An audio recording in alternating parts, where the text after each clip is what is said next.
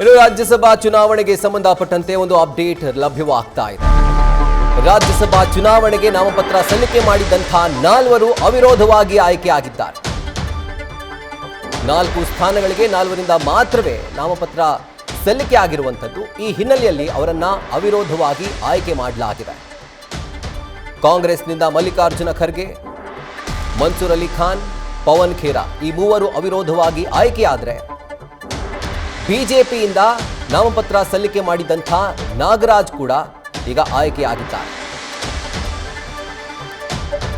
So Rajya Sabha ಚುನಾವಣೆಗೆ ಸಂಬಂಧಪಟ್ಟಂತೆ ಒಂದು ಅಪ್ಡೇಟ್ ಲಭ್ಯವಾಗ್ತಾ ಇರುವಂಥದ್ದು. 4 ಏನು ನಾಮಪತ್ರವನ್ನು ಸಲ್ಲಿಕೆ ಮಾಡಿದ್ರು, 4 ಕೂಡ ಈಗ ಅವಿರೋಧವಾಗಿ ಆಯ್ಕೆಯಾಗಿದ್ದಾರೆ.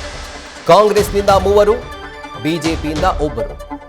ಯಾಕಂದ್ರೆ ಈ ಸ್ಥಾನಗಳಿಗೆ ಬೇರೆ ಯಾರು ಕೂಡ ನಾಮಪತ್ರ ಸಲ್ಲಿಕೆ ಮಾಡಿಲ್ಲ. ಹೀಗಾಗಿ ಅವಿರೋಧವಾಗಿ ಈ 4 ಆಯ್ಕೆಯಾಗಿದ್ದಾರೆ.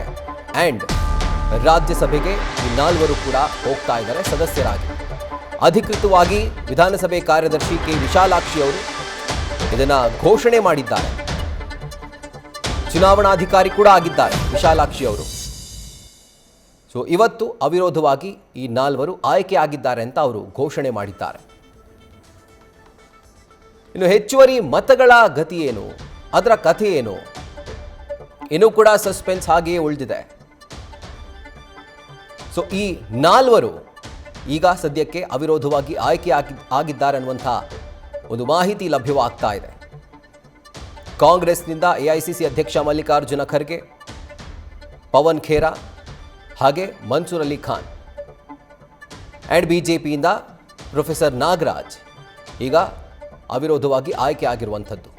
ಇದರ ಕುರಿತಾಗಿ ಡೀಟೇಲ್ಸ್ ಅನ್ನು ಕೊಡ್ತಾ ಹೋಗ್ತಾರೆ ನಮ್ಮ ಪ್ರತಿನಿಧಿ ಹರೀಶ್. ಈಗ ಫೋನ್ ಮುಖಾಂತರ ಜಾಯಿನ್ ಆಗಿದ್ದಾರೆ. ಹರೀಶ್, ಈಗ ಇದರ ಕುರಿತಾಗಿ ಡೀಟೇಲ್ಸ್ ಕೊಡೋ ಹಾಗಿದ್ರೆ. ಬಹಳ ಮುಖ್ಯವಾಗಿರುವಂತದ್ದು, ಈಗ ರಾಜ್ಯಸಭೆ 4 ಸ್ಥಾನಗಳಿಗೆ ಅವಿರೋಧವಾಗಿ ಈಗ ಆಯ್ಕೆ ಆಗಿದೆ. ಇದೇ ತಿಂಗಳ 18ರಂದು ಕೂಡ ರಾಜ್ಯಸಭೆ ಚುನಾವಣೆ ನಡೆಯಬೇಕಾಗಿತ್ತು.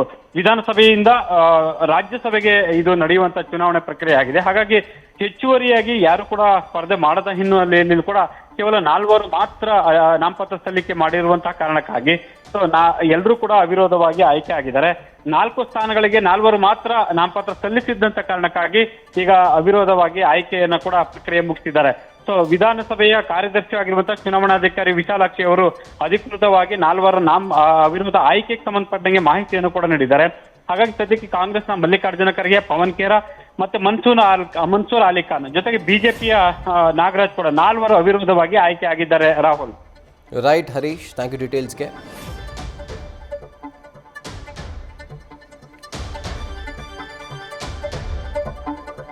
ಇನ್ನು ರಾಜ್ಯಸಭೆಗೆ ಕರ್ನಾಟಕದಿಂದ 4 ಸ್ಥಾನಗಳಿಗೆ ಮಾತ್ರವೇ ಒಂದು ಅವಕಾಶ ಇದ್ದದ್ದು. 3 ಕಾಂಗ್ರೆಸ್ನಿಂದ, ಅಂದರೆ ವಿಧಾನಸಭೆಯಲ್ಲಿ ಎಷ್ಟು ಶಾಸಕರು ಗೆದ್ದಿದ್ದಾರೋ ಅವರ ಸಂಖ್ಯಾಬಲದ ಆಧಾರದ ಮೇಲೆ ಕಾಂಗ್ರೆಸ್ಗೆ 3 ಸ್ಥಾನ ಲಭಿಸಿತ್ತು.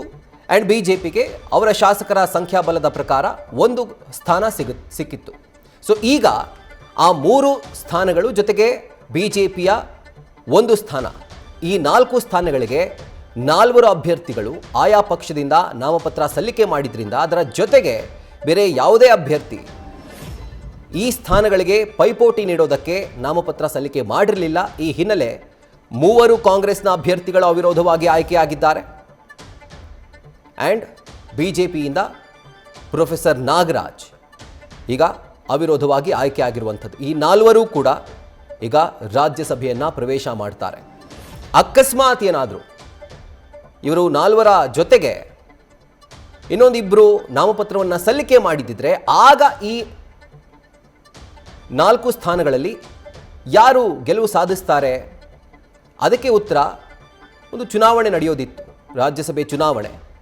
ಆ್ಯಂಡ್ ಅಲ್ಲಿ ಹೆಚ್ಚಿನ ಮತಗಳನ್ನು ಅಥವಾ ಯಾವ ಮತಗಳನ್ನು ನಿಗದಿ ಮಾಡಲಾಗಿದೆಯೋ ಅಷ್ಟು ಮತಗಳನ್ನು ಪಡೆದಂಥ ಅಭ್ಯರ್ಥಿ ಆಯ್ಕೆ ಆಗ್ತಾ ಇದ್ರು. ಆದರೆ ಈಗ 4 ಸ್ಥಾನಗಳಿಗೆ 4 ಅಭ್ಯರ್ಥಿಗಳು ಮಾತ್ರವೇ ನಾಮಪತ್ರ ಸಲ್ಲಿಕೆ ಮಾಡಿದ್ರಿಂದ ಈ 4 ಅಭ್ಯರ್ಥಿಗಳು 3 ಕಾಂಗ್ರೆಸ್ನಿಂದ ಆ್ಯಂಡ್ 1 ಬಿಜೆಪಿಯಿಂದ ಈಗ ಆಯ್ಕೆಯಾಗಿದ್ದಾರೆ. ನ್ಯೂಸ್ ಫಸ್ಟ್, ನಿರ್ಭೀತಿಯಿಂದ ನಿಮ್ಮ ಪರವಾಗಿ.